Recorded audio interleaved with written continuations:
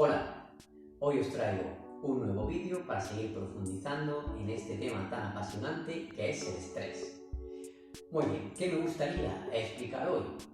Pues hoy me gustaría que entendiésemos cómo el sistema nervioso simpático, cuando se activa, es capaz de movilizar la energía que tenemos disponible en el organismo y ponerla a disposición de aquellos órganos que son esenciales para dar una respuesta de estrés.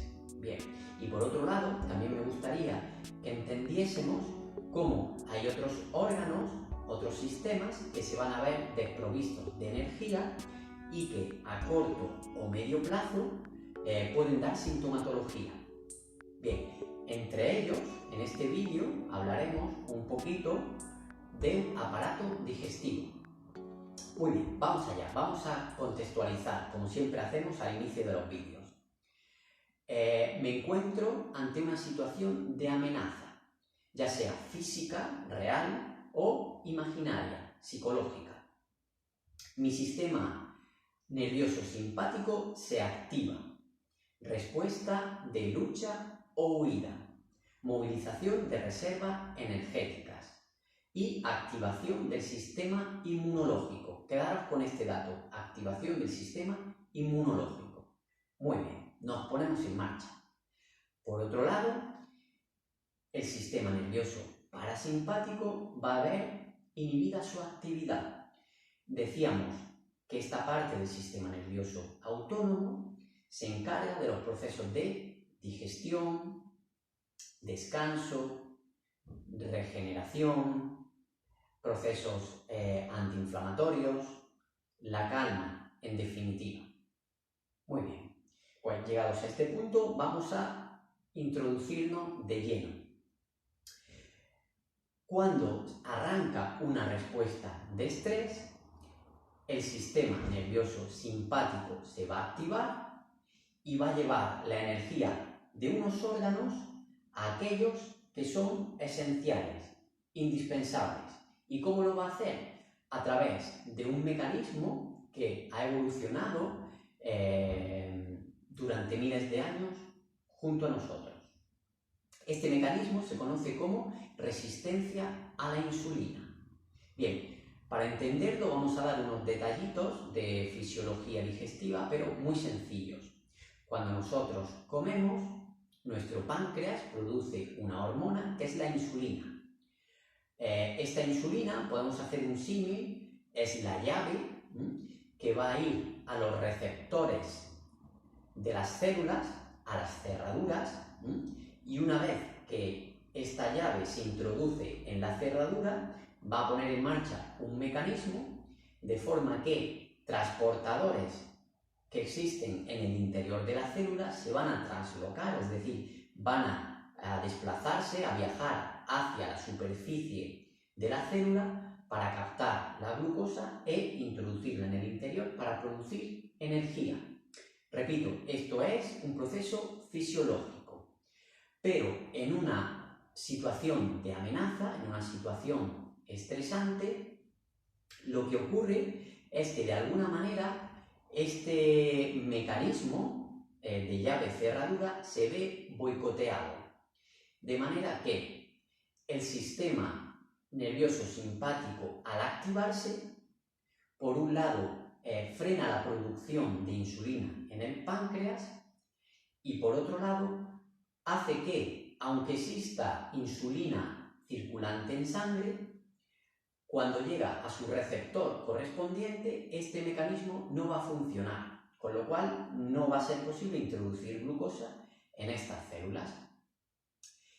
¿Y esto para qué?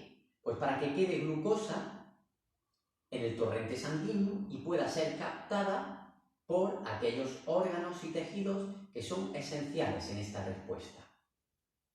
Muy bien, y ahora la pregunta sería, bueno, ¿y cómo es que hay unos órganos o unos tejidos que sí que captan glucosa y hay otros que no? Bien, pues vamos a explicar dos factores que ocurren para que este proceso sea así. Por un lado, podemos distinguir entre órganos o tejidos que necesitan insulina para introducir glucosa en su interior y otros órganos que no necesitan insulina para introducir glucosa en su interior. Bien, ¿qué órganos son estos? Pues resulta que los órganos que no necesitan insulina para producir energía son esos órganos esenciales para la respuesta de estrés. Número 1, el cerebro. Si yo me encuentro ante una situación de amenaza, necesito encontrar estrategias cognitivas rápidas que me salven la vida. Por otro lado, el sistema inmunológico. Ante una situación de lucha-huida, mi organismo, mi cerebro, entiende que yo pueda salir herido, que pueda tener algún daño en los tejidos, que pueda tener algún tipo de infección, ¿de acuerdo? Por ello, el sistema inmunológico tiene que estar activado y para ello necesita energía. Y por otro lado, para ejecutar toda esta respuesta necesitamos un motor. ¿Y ese motor cuál es? La musculatura. Bien, y un detallito, la musculatura no necesita de insulina para captar glucosa siempre y cuando esté en movimiento. Es decir, evolutivamente nuestras respuestas de estrés se solucionaban generalmente a través del movimiento. Bien. Por otro lado, el músculo en reposo sí que necesita de insulina para captar la glucosa. Bien, ese era el factor número 1. Órganos insulino independientes y órganos insulino dependientes. ¿Cuáles son esos órganos insulino dependientes? Pues podemos encontrar, por ejemplo, el aparato digestivo. En una situación de amenaza, en una situación de estrés, yo no voy a decir, anda, qué piña, qué rica, me la voy a comer, ¿no? Es incompatible con la vida. Otro órgano podría ser el aparato reproductor. En una situación de amenaza, yo no voy a parar a reproducirme. No es tiempo para esto, no hay tiempo para esto.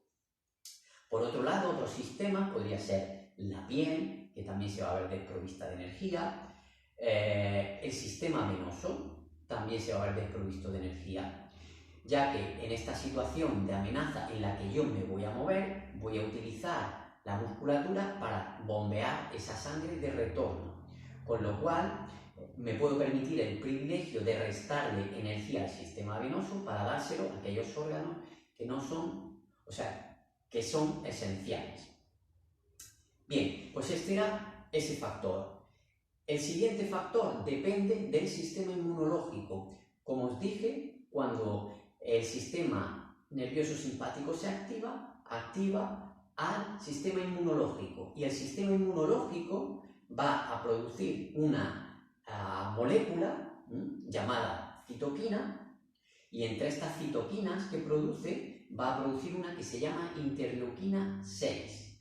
Esta interleuquina 6 la podemos considerar como un marcador de demanda energética, de manera que los tejidos que la producen están dando una llamada de energía, están diciendo, que necesito energía, y eso lo vamos a encontrar en el tejido muscular, en el cerebro y en el sistema inmunológico.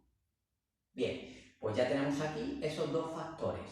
Por un lado, los órganos y los tejidos esenciales para la respuesta de estrés son insulino independientes y además van a dar esa llamada de atención energética a través de la producción de interleuquina 6. Muy bien, pues todo esto es la parte, digamos, fisiológica. En una respuesta aguda de estrés no pasa absolutamente nada. Una vez que solucionamos esa amenaza, el sistema nervioso simpático se calma, el parasimpático vuelve a retomar su actividad y hay un balance energético, es decir, esos órganos y esos tejidos que se vieron desprovistos de energía van a captar energía de nuevo. Muy bien, pero ¿qué ocurre si esa situación de estrés se prolonga en el tiempo, se cronifica? Pues que estos órganos se van a ver desprovistos de energía de una manera crónica, ¿vale? Van a estar expuestos a ese mecanismo de resistencia a la insulina de una manera crónica. Y en concreto, si tomamos el aparato digestivo como modelo hoy, pues vamos a ver qué sintomatología nos podríamos encontrar. Si empezamos a un nivel superior, ante una situación de estrés cronificada en el tiempo, vamos a tener una menor producción de saliva, con lo cual la digestión ya va a ser más dificultosa a nivel oral. Si bajamos un poquito más, un nivel, a nivel del estómago, vamos a encontrar una reducción o una disminución en la producción de ácido clorhídrico, con lo cual la digestión de las proteínas que necesitan un medio ácido para su digestión se puede ver mermada. ¿Y qué síntomas podemos tener? Pues podemos tener hinchazón abdominal a nivel del estómago. Podemos tener digestiones pesadas, gases. Estos síntomas van a aparecer al poco rato de comer, 20 minutos, 30 minutos aproximadamente. Bien. También asociado a esta disminución de ácido clorhídrico, vamos a ver que ciertos patógenos o ciertos microbios, bacterias que pueden venir con el alimento podrían pasar al intestino y generar patología como disbiosis, como sobrecrecimiento bacteriano, ¿de acuerdo?